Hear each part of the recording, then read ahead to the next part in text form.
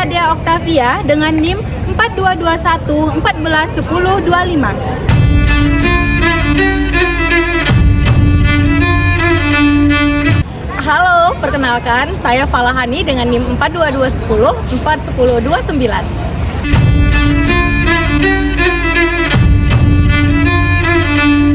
Halo, perkenalkan nama saya Nada Ahwani dengan NIM 42233 41030.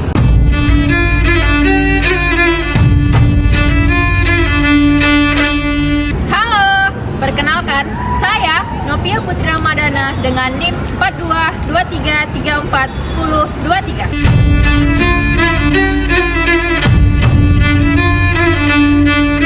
Halo, perkenalkan nama saya Tari Syafdania dengan NIM 4221 14 10 27.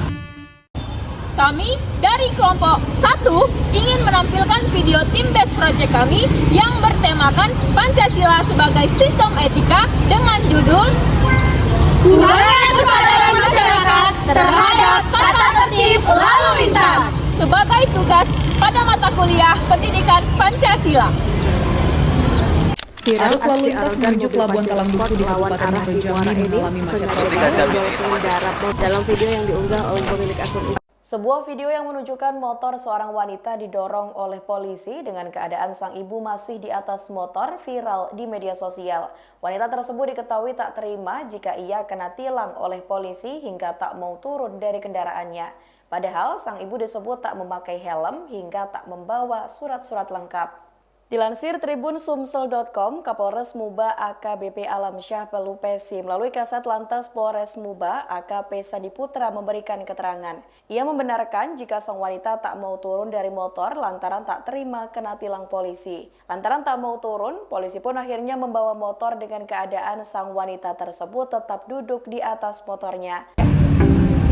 Dalam Undang-Undang Dasar Nomor 22 Tahun 2009 tentang lalu lintas dan angkutan jalan yang dijelaskan bahwa lalu lintas adalah gerak berkendara dan orang yang ada di ruang lalu lintas tersebut.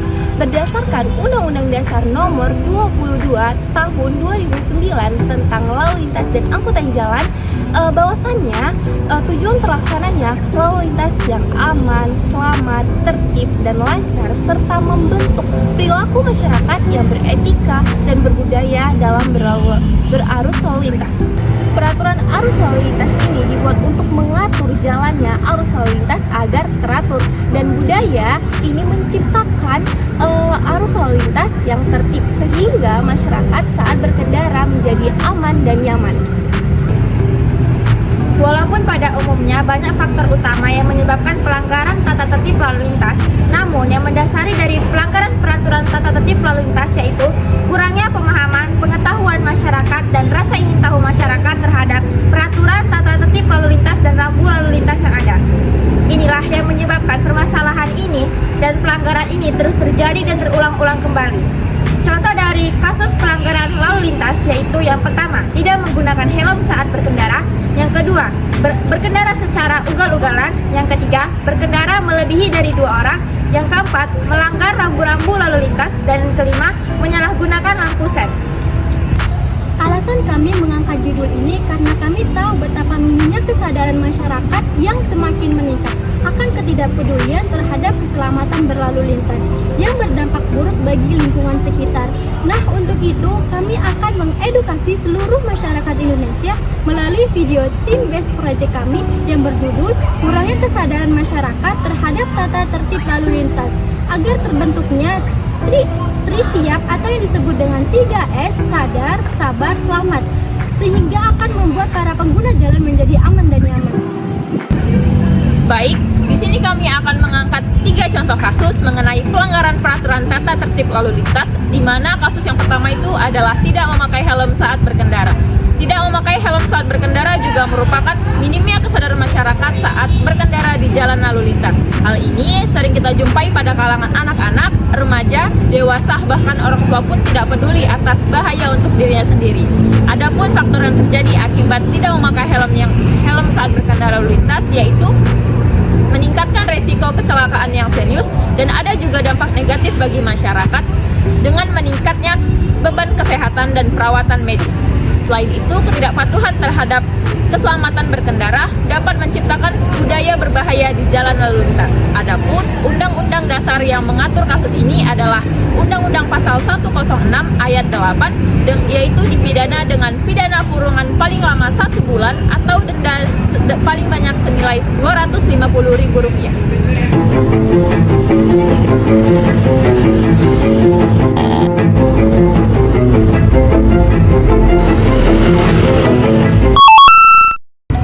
Baik, di sini saya akan membahas contoh kasus yang kedua, yaitu berkendara lebih dari 2 orang merupakan minimnya kesadaran masyarakat saat berkendara di lalu lintas. Hal ini sering terjadi di kalangan anak-anak, muda-mudi, remaja-remaji saat berkendara di jalan lintas. Adapun istilah yang sering kita katakan yaitu tartik, tarik 3, dan tarpat yaitu tarik 4. Beberapa resiko yang terjadi saat berkendara lebih dari 2 orang yaitu yang pertama, kelelahan pengemudi, yang kedua itu penurunan responsif kinerja mesin yang terganggu, dan yang ketiga itu peningkatan waktu kinerja dan situasi darurat. Adapun undang-undang yang mengatur kasus ini yaitu Undang-Undang Dasar Nomor 22 Tahun 2009 Pasal 106 Ayat 9 yang dijelaskan jika penggunaan sepeda motor 2 orang, maka kalaupun lebih dari 2 orang maka wajib menggunakan kereta samping. Jika melanggar maka terkena denda Rp250.000 dan kurungan selama 1 bulan.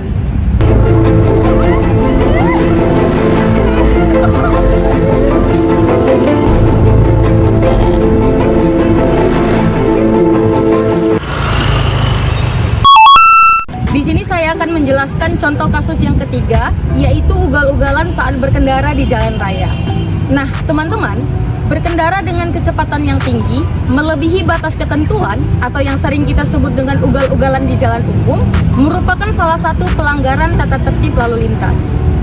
Hal ini dikarenakan kecepatan yang terlalu tinggi akan membuat tubuh kita sewaktu-waktu kehilangan kendali, konsentrasi, maupun keseimbangan. Akibatnya, resiko jatuh dari kendaraan pun semakin besar. Teman-teman, resiko tersebut memang tidak bisa kita prediksikan sebelumnya. Akan tetapi, bisa kita minimalisir dengan cara kita harus selalu waspada ketika saat berkendara di jalan raya. Ini semua telah diatur di dalam Undang-Undang Dasar Nomor 22 Tahun 2009 tentang lalu lintas angkutan jalan. Apabila kita melanggar tata tertib tersebut, maka kita akan dikenakan sanksi pidana kurungan paling lama selama 2 bulan, atau kita akan dikenakan sanksi paling banyak sebanyak Rp500.000. So, untuk kita semua, mari tetap selalu waspada saat berkendara di jalan raya.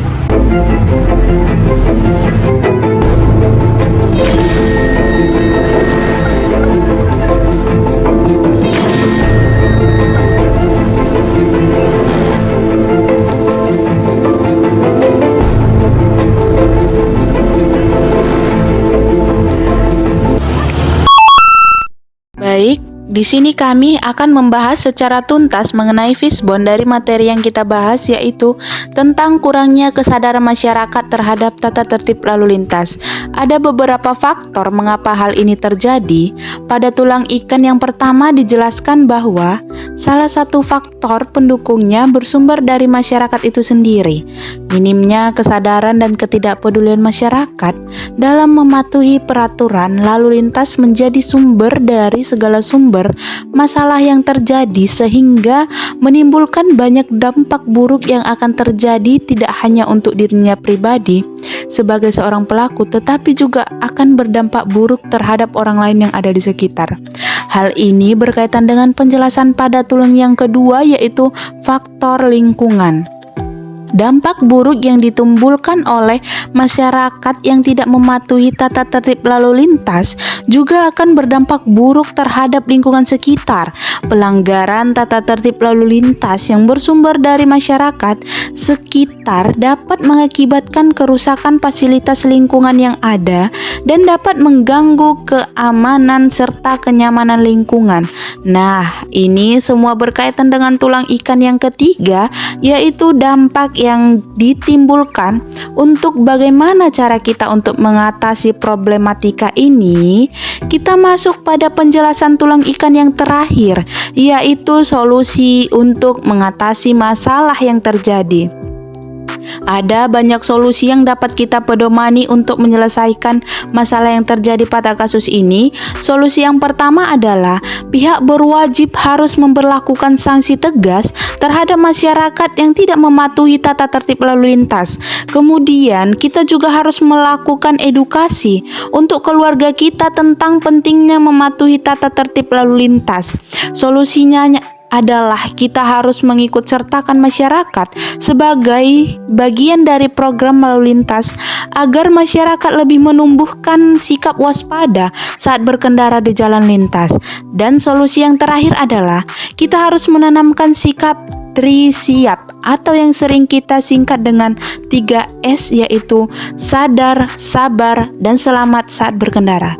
Apabila solusi ini dapat kita implementasikan di dalam kehidupan kita, kami yakin dan percaya tata tertib lalu lintas akan terlaksana dan keamanan serta kenyamanan kita saat berkendara juga lebih terjaga.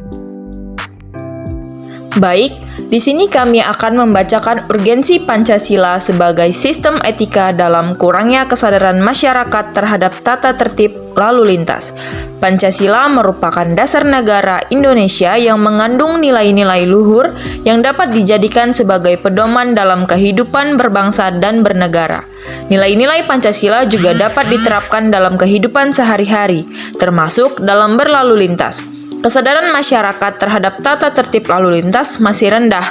Hal ini dapat dilihat dari banyaknya pelanggaran lalu lintas yang terjadi, seperti pengendara yang tidak menggunakan helm, tidak menyalakan lampu sein, dan melebihi batas kecepatan. Pelanggaran-pelanggaran tersebut dapat membahayakan keselamatan diri sendiri dan orang lain. Urgensi Pancasila sebagai sistem etika dalam kurangnya kesadaran masyarakat terhadap tata tertib lalu lintas adalah sebagai berikut. Yang pertama, Pancasila dapat menjadi landasan moral dan etika dalam berlalu lintas. Nilai-nilai Pancasila seperti nilai kemanusiaan yang adil dan beradab, persatuan Indonesia, dan keadilan sosial bagi seluruh rakyat Indonesia dapat mendorong masyarakat untuk bersikap tertib dan menghormati hak-hak pengguna jalan lainnya. Yang kedua, Pancasila dapat menjadi sarana untuk menanamkan kesadaran berlalu lintas kepada masyarakat pendidikan Pancasila dan kewarganegaraan atau PPKN di sekolah dapat diintegrasikan dengan pendidikan lalu lintas agar nilai-nilai Pancasila dapat diterapkan dalam perilaku berlalu lintas. Yang ketiga, Pancasila dapat menjadi instrumen untuk penegakan hukum lalu lintas. Penegakan hukum lalu lintas yang tegas dan konsisten dapat memberikan efek jera bagi pelanggar lalu lintas dan meningkatkan kesadaran masyarakat terhadap pentingnya tata tertib berlalu lintas. Kurangnya kesadaran masyarakat terhadap tata tertib lalu lintas sangat bertentangan dengan sila-sila Pancasila antara lain. Yang pertama, sila pertama yang berbunyi ketuhanan yang Maha Esa, menghormati hak-hak pengguna jalan lainnya seperti tidak menyerobos jalur busway atau trotoar.